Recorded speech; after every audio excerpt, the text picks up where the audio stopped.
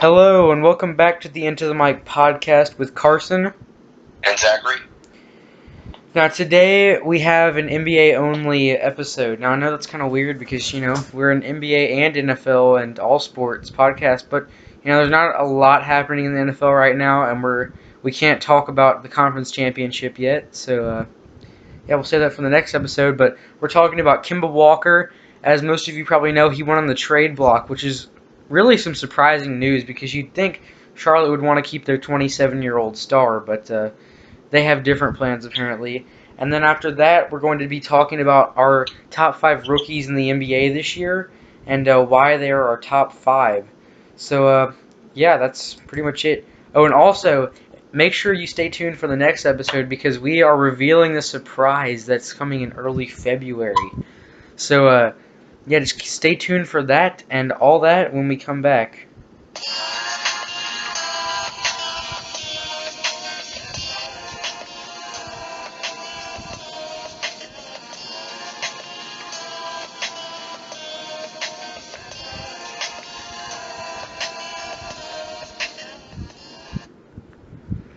Alright, we are back. Now, first we're talking about Kemba Walker. Now, Zachary, what's the first place you have him going to? I have the New York Knicks as my first candidate, and really, when you're looking at this, it's really a unique situation when you have this 27-year-old All-Star last year, in his prime right now, on the trade block, and he's not even on a big salary right now. He's making $12 million a year this year, and about $13 million next year. And so it's really not that much for a star. So this is a unique situation in the NBA. And so the New York Knicks, it might be a surprise that they would want to trade to try to win now for a little bit. But the Knicks, they don't really have a point guard other than Frank Ntilikina, whatever. I don't really know how to say. I'll call him Frank, just for the easy. Frank. We'll call him French Fry Frank. French Fry Frank. I get it. So I think that New York can get a point guard now and for the future if he's only 27 again. And Hornets can kind of dump that cap space, which is what they're really trying to do in this trade. They're trying to dump one of their many bad salaries on their team. I think the New York Knicks should give up Ron Baker, who's a 24-year-old point guard. He's only making like $4 million a year, so that definitely clears some cap for the Hornets if they get him. He's still young enough that he probably has enough potential that the Hornets would want him. They probably have to give up Enes Kanter just for salary purposes, but also that he is young enough and has shown production.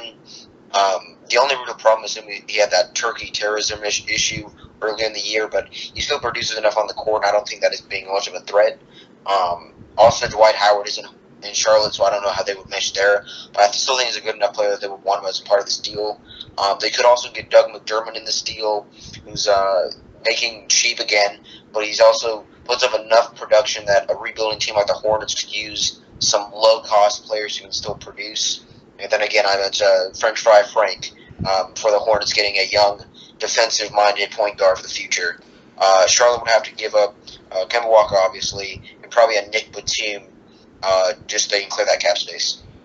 Yeah, so you said, maybe the Knicks give up Frank. I think that's horrible for the Knicks that they give him up because, this guy looks like he could be one of the best defensive players in the NBA in a couple years, and his offense, has some upside. So I think if the Hornets demand Frank Ntilikina, I think that they do not do that trade. The Knicks don't do that trade. But if I'm the Hornets and the Knicks offer me Frank Ntilikina and like an Enes Kanter to make the salaries work, I would definitely take that because you get this 19-year-old point guard who looks like he could be really good one day, and I think that like you said, this is a really rare case because Kemba Walker is only making $12 million a year, like you said. Now, usually stars are making upwards of $20 million, which is a huge salary cap hit. And $12 million a year is like a good role player, is what a good role player would make in the NBA these days. Now, Kemba Walker is no role player. He is a star. He is someone to build around, as the Hornets have for years now. They just haven't been able to find the pieces around him. So I think this one makes sense if the Knicks are willing to give up Ntilikina, and if the And if they're also willing to take on a big contract like a Marvin Williams, a Nick Batum, maybe even a Dwight Howard, um, yeah, I think those are the only way this deal works. But it is interesting. Yeah, a couple things for reference and for the Hornets' salary cap issues. Kemba Walker makes less than Cody Zeller will have over the next 4 years. Cody Zeller making $12 million this year, $13 million next year, $14 million, and then $15 million after the year after that. Kemba Walker only making $12 million. That reflects both the Kemba situation and the Hornets situation and having so many bad contracts. And the other thing is that the only reason I said that New York Knicks would have to give up French Fry Frank is that you look at the New York roster and who else would you want if you're the Hornets that is young enough that Yeah. if they're going to be rebuilding, which is probably what they're going to do. The only other player I could see is Enes Kanter, but he is 25, I believe. So yeah, that's why I included him in the deal as well. But I mean, you look at it, maybe Willie Hernan-Gomez, but he definitely doesn't have any salary cap issues. But he would. I think that'd make a front court mess for the Charlotte Hornets. yeah, so New York Knicks, interesting. It would take a lot of circumstances, a lot of what ifs, a lot of could happens, could not happen. So on to the next team. Who do we have next? All right, the Denver Nuggets, and this is a team who's really fighting for a playoff spot this year. They've kind of been around the 9 to 10 range this past few years, with Nikola Jokic emerging as a they're very not dominant in the sense like Shaq was dominant, but he's like one of the best passing big men in the league. He can score, he can lead a team. But I think if they get somebody like Kemba Walker to feed him the ball and score, the Nuggets would be much more of a playoff contender. Nuggets would probably, I would say they definitely have to give up Emmanuel Mudiay. I think they gave up on that project. Probably also Malik Beasley. Will Barton probably has to give up, even though he's on an aspiring contract. Maybe Charlotte think they can re-sign him to a reasonable deal. Possibly Kenneth Faried to make salary cap work out. And I would also say a 2018 pick, a little bit of protection from Denver. Yeah, so I've heard, like you said, Malik Beasley, Emmanuel Mudiay, another player that I didn't hear you mention. I've heard in a lot of trade talks for Kemba Walker is Trey Lyles, who has been knocked down from behind the arc this year, and I believe he's 21, 22, really young. He's improved a lot this year, actually become a pretty good role player for the Nuggets this year, and I think that the Hornets would definitely want to take on someone like him, like you said, a Malik Beasley, maybe a Juan Hernan-Gomez even would be someone they're interested in. But I think, Emmanuel Mudiay, I really loved Emmanuel Mudiay coming into the NBA, and I still think he has potential. I think he could still become one of the best inside scorers at the guard position in the NBA, but I think he needs a change of scenery, a different team, something. So I think he definitely gets included in this trade, along with Malik Beasley, a Trey Lyles, someone like that. And, I think this trade is one of the most likely to happen.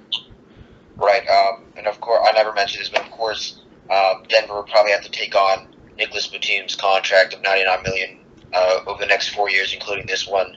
I never mentioned that, but it's just something that these Hornets are going to deal with. Obviously, going to include Nick Batum contract, Marvin Williams, even a Cody Zeller, maybe Dwight Howard. I don't think they're going to be able to move Cody Zeller. I think they're stuck with that one. But I mean, of course, they need to dump salary in this deal, so that Nicholas Batum still has enough production over the past couple of years, even though he's a little bit injury prone. I mean, he has enough production that he could get some interest out of the team. Yeah, I think Batum is still a really good player. I think he could fit in with this team as, more of a spot-up shooter and not having to be one of the top scorers on it. I think he could really fit in, but his salary is just, it's so bad. I mean, no team wants that. But I think it's worth it if they're getting Kemba Walker. And they're also getting Nick Batum, giving up Trey Lyles and Emmanuel Mudiay and, Malik Beasley, that's hard to do, but when you're getting someone as good as Kemba Walker, I think that you have to do that, and I think that would make them such such a good team. I think they could give a run. I think they could give some of the top teams in the Western Conference a run for their money. With Kemba Walker, Paul Millsap, Gary Harris has played well this year. They got Nikola Jokic, of course. And then Nick Batum also there. I think that's a pretty good team. Right, I agree. Jamal Murray's there, so you have a lot of young contributors. It's just getting Kemba Walker on that team that might be a bit of a challenge. I don't know how much the Charlotte Hornets asking price is, but I think Denver Nuggets definitely have the assets to get him if they want him. Yeah, and if you're the Nuggets, do you give up Jamal Murray if the Hornets demand him? I don't think so. I don't think so. I think he could slide pretty easily at the shooting guard if Kemba comes on, and then maybe Gary Harris at the 3. But they might have to give up Will Barton to get him just to clear that spot as shooting guard. Will Barton already comes off the bench as their 6th man, but he'd be a valuable piece along with Malik Beasley, Emmanuel Mudiay, something like that for Kemba and Nick Batum. Yeah, so I definitely think this is one of the most likely to happen out of all the trade scenarios that I've heard about. So, we talked about Denver. Now on to the next team. We have different third teams that we think he could go to. So I'm gonna let Zachary go first. All right, so I have the Detroit Pistons as the third team for this Kemba sweepstakes, and it might be a little difficult to do just because Reggie Jackson is already there in Detroit. I think they'd have to give him up for both salary cap reasons and positional reasons. Reggie Jackson making $16 million a year, and he's been a little bit injury prone, so Charlotte might jump on that, which is why I think Detroit might have to put in a protected first round for this year, maybe a second round in the future. I think they also have to give up Avery Bradley and one of Reggie Bullock or Stanley Johnson, solely because Avery Bradley going to need to get paid, and Pistons if they get Kemba. They already have Andre Drummond. Or do I think Kemba and Andre Drummond would be a very good duo? It could be. I think Andre Drummond is a younger, maybe even better at this point version of Dwight Howard. I think Kemba could really succeed with that. Avery Bradley is a defensive-minded shooting guard. He's 27, which doesn't really fit rebuilding if you're the Hornets, but he's young enough and he has enough production that he could lead you through the rebuild. Stanley Johnson, Reggie Bullock. Stanley Johnson is young, so he has the upside. Reggie Bullock is just like Doug McDermott, the New York Knicks. He's one of the low-cost players that can still get you production. But if Detroit is going to get Kemba and probably a Nick Batum, keep saying Nick Batum, but he should be in trade talks along with Kemba. He's probably their top priority to trade away. So they probably have to get an Avery Bradley, Reggie Bullock, or Stanley Johnson, Reggie Jackson for money purposes, and probably a pick, at least one first-round pick. Yeah, so my team that I said was the Spurs. Now, as a Grizzlies fan, I hate even talking about this, but it could happen. I've heard about it. Kemba would fit in perfectly on that team with an aging Tony Parker. Tony Parker just slides over to the bench. Now, the Spurs, they do have the pieces, but the question is, are they willing to give them up? Now, Dejounte Murray he's been really good this season. And I think the Hornets definitely demand him in a deal for Kemba. A young point guard. I believe he's 20, 21. He's got tons of upside. And, they want that new point guard that could become their new starter in a couple years for Kemba. Now, how does he fit in with the Spurs? Well, you get this new 20-point-plus scorer next to Kawhi, who is definitely he's the best defender in the NBA, I think. And he's also... And I think that he's also a really good scorer, obviously. So I think if you put Kemba, a good passing point guard, a good scoring point guard, pretty good on defense, all-star, I think he fits in perfectly with the Spurs team, and I think they definitely give the Rockets and the Warriors a run for their money. And I just think that's a really good team. Now, they would probably want more than Dejounte Murray. Maybe the Spurs first rounder. It's going to be a late one, but it's still a first rounder. So Dejounte Murray, a first rounder, maybe a couple seconds. Also another player, Kyle Anderson. I think. Right.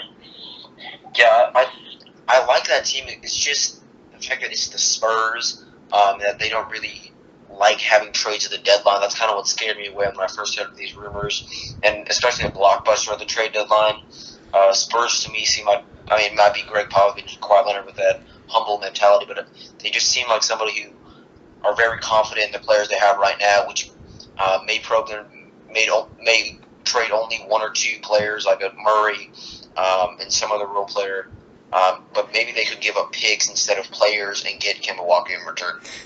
Yeah, I think Charlotte is really just looking for anything at this point. They're gonna want some talent. If I were the Spurs, I would not give up Dejounte Murray. But I think you would have to. Yeah, you'd absolutely have to. If you were the Hornets and you trade Kemba Walker to the Spurs and don't get Dejounte Murray, their GM should be fired. I mean, it's as simple as that. That's a Grizzlies type move. We would trade LeBron James for a second rounder and a box of donuts. And I like them Gibson donuts. Yeah, hey, Chris Wallace needs him some donuts. He needs those 24 donuts from Gibson's. Yeah. So do you have anything else to say about Kemba Walker? I really don't. Just want to reiterate the fact that it's a very unique situation. I think we should also leave possibilities for really any mystery team to come out of the blue. Yeah, like the Paul George situation. The Thunder, they were not rumored at all to get Paul George, and they did somehow. It's just that it's a very unique situation that would buy interest from really any team with any sort of cap space to take on that other salary besides Kemba.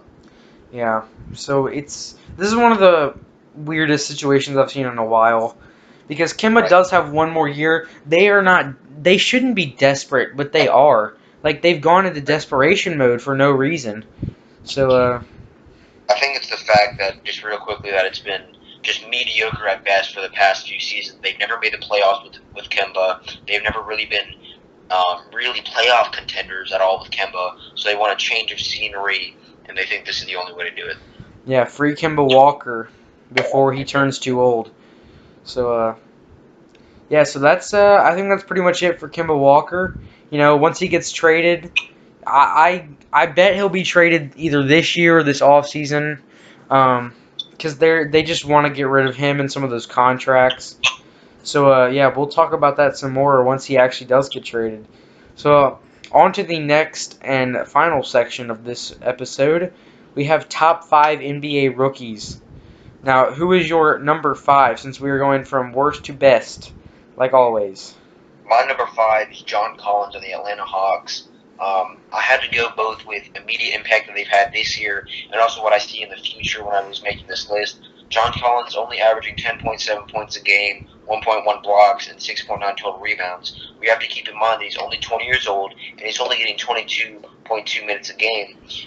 If you project his stats onto a 36-minute basis, those stats turn into 17.4 points, 1.7 blocks, and 11.2 total rebounds. If that comes out in a couple of years when he's 22, that's an all-star right there. That's 70. That's Andre Drummond, but better type numbers.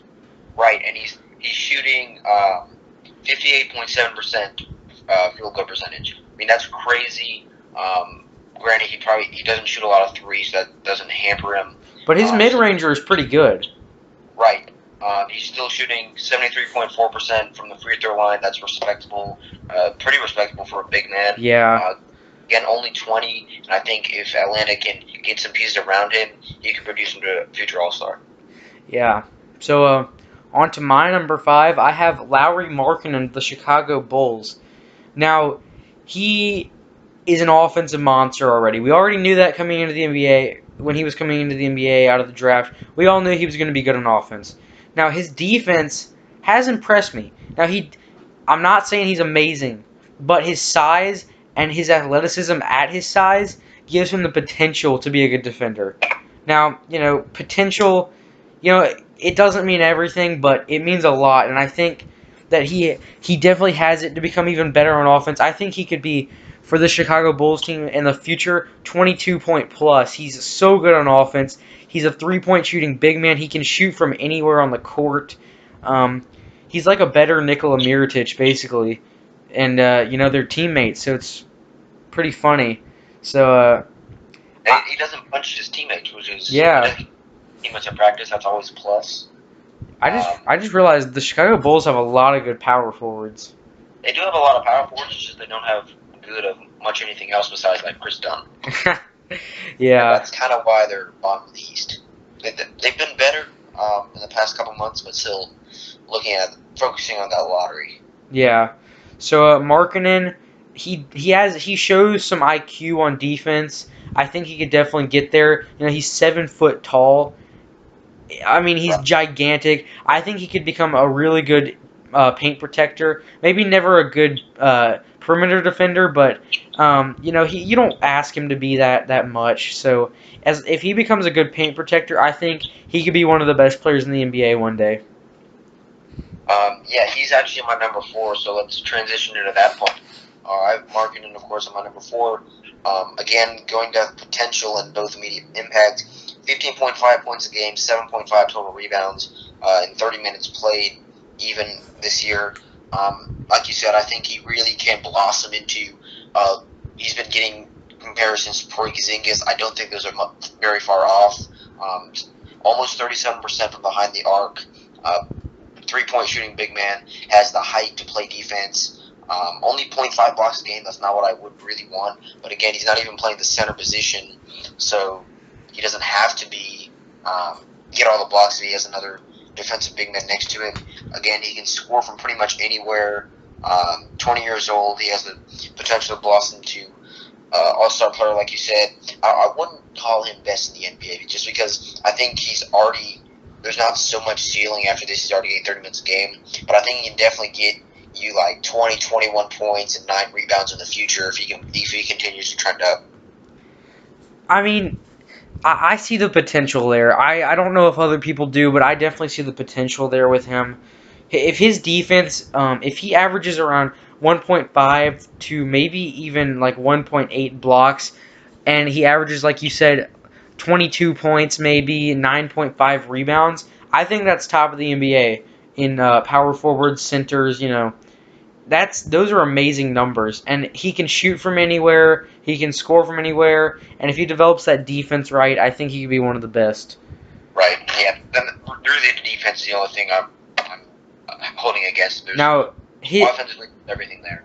I mean, his defense, at least it's not as bad as some other power forwards in this class. Yeah, that is true. So, you know, he's got the size too and the athleticism to do it, I think. So, yeah, on to my number 4. Speaking of athleticism, Dennis Smith Jr. of the Dallas Mavericks. Man, this guy is fast. He is blazing fast. He reminds me of a young Russell Westbrook. Now, you might say, you're crazy. That's ridiculous. Now, but if you look at him, I don't think he's that far off. He's so athletic. He can blaze by anybody in the NBA. You know, he's so good at scoring on the inside. His craftiness is so good that it's ridiculous. He can score however he wants on the inside. Like he's so good at it. Now, his shot does need some work, but I think he could develop it. He's shown some good his mid-ranger is not bad. It's not amazing, not bad, but his three-pointer could use some work. His defense, you know, he's averaging around 1 steal a game, I think. That's pretty good for a rookie point guard. And his handles are great. As long as that defense keeps getting better, the shot keeps getting better, I think he becomes an amazing player, a franchise point guard for the Mavericks in a couple of years. Yeah, I definitely see him as being the future of the Dallas Maverick teams, especially once Dirk retires. They're going to need a leader for this team. I think Dennis Smith having 1 or maybe even 2 years under his belt, depending on when Dirk leaves, he's going to have some really good leadership skills. Only 20 years old. I'll be honest, I did not expect him to be anywhere near this good coming out of the draft. I thought he would be a good dunker and maybe. Obviously not 14.7 points a game, 4.5 assists, but you're talking about athleticism, and that's really what I've noticed watching him this year. He might be one of the best dunkers in his class, and he's a point guard.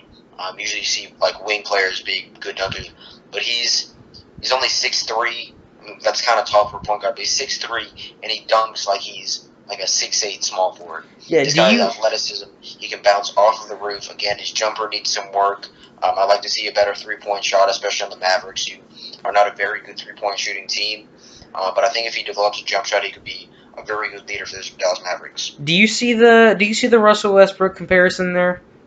I do, because he attacks the rim like Russell Westbrook. He's fearless attacking the rim. He really is. Like he goes like a truck into the a freight train into the paint, just like Russell Westbrook. You got to be fearless if you want to be that good on the inside. So right. So enough about him. On to your number 3 now. All right, Jason Tatum for the Boston Celtics. I don't know how the Boston Celtics do it. Of course, they had the number 1 draft pick from the Brooklyn Nets, traded down 2 spots, and still got a top 3 rookie. And the other 2, well, one of them you'll find out not even drafted this year. The other one drafted about 10 spots later. But Jason Tatum, 19 years old, shooting 45.7% from 3. That is ridiculous, especially for a rookie. Averaging 13.8 points a game, 5.4 total rebounds as a shooting guard, small forward. He's really shown flashes that he could be the next piece of a Boston legacy. You have Kyrie there, Jason Tatum. You have Gordon Hayward there, Jaylen Brown, Al Horford getting up in age, but he's still productive. This team could be really special if they can get a better center, I think, next to Al Horford. But he's really been the leader of this, and again, only 19 years old. He'll turn 20 in about a month or so. But I see flashes of maybe even a Paul Pierce reference since he's in Boston. Yeah, I got to make that Paul Pierce reference, of course. Played for Boston. Now, my number 3 is also Jason Tatum. Danny Ainge just... I don't know how he does it. He's up there with Sam Hinkie with basketball GM gods. Because we all know Sam Hinkie is the greatest GM of all time. You know. Easy. I mean, yeah, so back to Jason Tatum. I think he could be a 25-point scorer plus.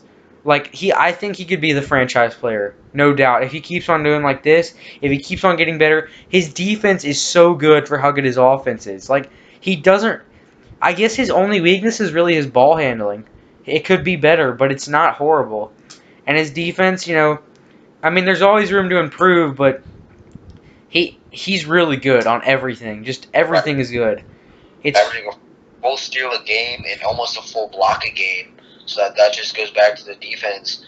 He really has good perimeter defense, especially as a 19-year-old facing some of the better handles in the league. At his age, a lot of teenagers, even 25-year-olds in the NBA can't keep up with the. Obviously, he doesn't have to play against Kyrie like the Steph Currys. When you see him play, he has good long-time defense. He doesn't let you get past him often. And again, the stats show up with a full steal and full block a game. Yeah, and his size. I mean, I know I talked a lot about size, but it's important. It's one of those things that you just take for granted with players, but size really does matter. I believe he's 6'8". I mean, yes.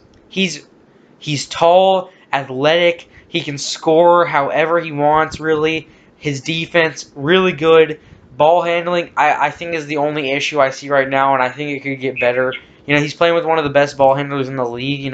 Maybe he says, "Hey, Kyrie, teach me how to do this." And Kyrie's like, "All right, I got you, bro." And the next year he comes back and he's like, I mean, he's 99 overall, 105 potential.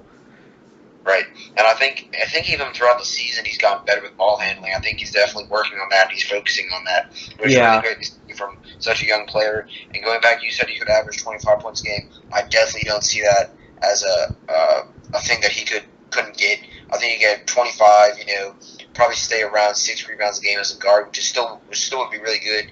If he gets those defenses up there, he could be all. And I think he's a natural forward. I think they're playing him at shooting guard out of necessity, kind of, since they don't have Gordon Hayward. But I think he's a natural 3. Yeah, I see that too, especially with his size and his. But he can defend anything. Yeah, he's a multi-position defender. He can defend really 1 through 4. Like I said, going up to some of the best ball handlers, still able to hang his ground. He could definitely be a franchise player. Yeah. So on to your number 2. Who is it? Who we got? Okay, got Donovan Mitchell on the Utah Jazz. I had no idea who this guy was coming out of college. Selected not even, high lottery, mid first round. He's really been one of the most fun rookie to watch and one of the most explosive. He leads his class with 19.3 points a game, only getting 3.5 assists and 3.3 total rebounds. But that can definitely go up a little bit once he gets the reins from like a Ricky Rubio, who really can only pass the ball really and score a little bit. But if he gets the reins on this team, already 19 points a game, I think he too can develop to be an all-star player. And he not as much athleticism as Dennis Smith Jr., not really the Russell Westbrook comparisons, but he can definitely shoot the ball better than Dennis Smith, and he's shown flashes of good athleticism as well. I think that once Utah gives them more power in that offense, I think they can go back to a playoff contender. Definitely aim for that 5-6 seed if Donovan Mitchell can continue to improve. Yeah, so you said you didn't know who Donovan Mitchell was coming out of Louisville. I did know a little bit about him because, I hate Louisville. So, I keep up with all their best players so I can have someone to hate. So, I did kind of know I couldn't have seen this coming. No one could. Donovan himself has even said he did not see this coming. Which, that's when it came out of nowhere. Is when the person themselves did not see this coming. Now, I bet a lot of people didn't know this, but Donovan actually played baseball in college. He played baseball and basketball, and he actually wanted to go into the MLB, and the only reason he went to the NBA is because he had a collision with the catcher, and it messed up his throwing arm. So he went back to basketball, and he had to switch up his shooting for him, and it made his shooting so much better, and he didn't really want to play baseball anymore, so he decided to play basketball, and now look at him. And he wasn't even planning on coming out in this class. He wanted to go back for a junior year to Louisville until he went to a camp in California before the draft, a pre-draft camp. And Paul George and Chris Paul, two all-stars in the NBA, both told him that he was NBA ready and that he was going to be a star one day. And now look at him. He's been amazing. Yeah, it's a really interesting story. All right, so I guess we'll move on to the number one, if that's all you have to say about Donovan Mitchell. Yep. So number one, Ben Simmons. Some people could argue that he can't win Rookie of the Year, but NBA says he's eligible, so I'm going to count him as a rookie. Obviously drafted number one overall not last year, but the year before that draft, which means he's 21 now, but he had a year of development under his belt, and he's not scoring as much as Donovan Mitchell, only 16.6 points a game, but he's averaging 8.0 total rebounds and 7.2 assists, which really sparks his all-around impact on 76ers. If he can stay injury-free for the majority of his career, obviously he had to miss all of last year, he can really be something. They play him at point guard even though he's 6'10". Obviously that size allows him to defend multiple positions. If he can get a little bit more offense, then he can really contribute all around for that 76ers. Yeah, and my number one, what a surprise, I also have Ben Simmons. Now, you said that they deemed him eligible. I don't get why people are trying to say he's not. Those are just Lakers fans who want Kuzma to win it. So Simmons, the rule is that it is your first season in the NBA where you play at least 1 minute. And he did not play a single minute in the NBA last year. So he is a rookie. Like Bogdan Bogdanovic is a rookie, a 25-year-old rookie. Milos Teodosic is a 31-year-old rookie because they have never played a minute in the NBA. Ben Simmons is the same case, just 21 years old. Now, even with Joel Embiid not knowing how, he doesn't know D-Way to play 40 games, so Ben Simmons has been doing the carry job. They need to buy him a backpack because when Embiid is not playing, Simmons shines. Like, he is so good. Without Embiid, he is what we all thought he would be coming out of LSU, but better. So, right. he has been so good. His passing, amazing. His dribble moves, amazing. His inside scoring, amazing. His defense, really good. Now, his only problem, he's been, people, they've always been talking about how bad his outside shot is. Now, if he fixes his ugly form, I think that he could become a shooter one day. I'm not saying it's guaranteed to happen, but I think he has a chance at least. So, Yeah. I think yeah. especially when they're playing a point guard, they expect him to have an outside shot. But I mean, obviously, even if he doesn't, it's no problem for the Sixers. Joel Embiid, we can't have this be an excuse for him to not play at least more than half the season. He's been doing better this season. I think he's played more games already this season than he did all of last year. But he needs to figure out when to get healthy. Ben Simmons is just really helping the pain of losing Joel Embiid for back-to-backs, for example. And whenever he has a foot issue or whatever, Ben Simmons has really been remarkable, like you said, if he get outside shot. His free throw shooting really needs to go up. Only not even 56% from the line. Really needs to get that up, especially if he's going to drive to the paint. But I think he can be one of the best all-around players from this draft. Obviously, already the best all-around player, but he could be. He's out-rebounding some of the big men, even Markin and John Collins. So he obviously has a rebound there. Assists are there. Obviously, plays point guard, so that's what you're expected. But like you said, he's drafted number 1 overall. This really exceeds expectations.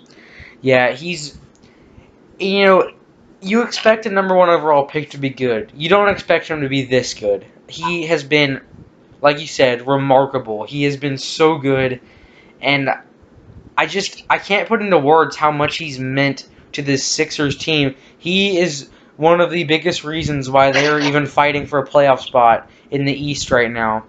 And it's just it's it's remarkable. To use the same word, how good he has been. Like, it's just crazy. Now, I know he didn't come from this draft class, but he is still a rookie, so he is eligible to be on this list, eligible to win Rookie of the Year. Right now, he's my Rookie of the Year pick.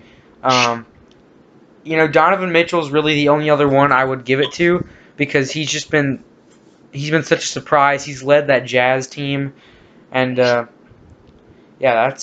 think that's it for Ben Simmons. Yeah, there's really not much more you can say about this guy.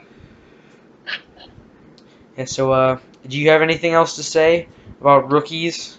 Anything? Not about rookies. Obviously, hit up our Instagram page. We have to keep, shouting this out because we want to get feedback from you guys. You can comment on this video. You can go to the Instagram at into.the.mic. We're always open to DMs, whatever. You get updates when we've released a video, so you can listen to it right away if you want. We have the link there, so it's really easy to get to our videos. We really like to see. We're probably going to start doing some Q&As once we get up a little bit more followers. So if you want to see Q&As, make sure you reference us to a few people. If you like them, we'll start doing Q&As, probably some live videos in there. We're trying to start getting interactions up.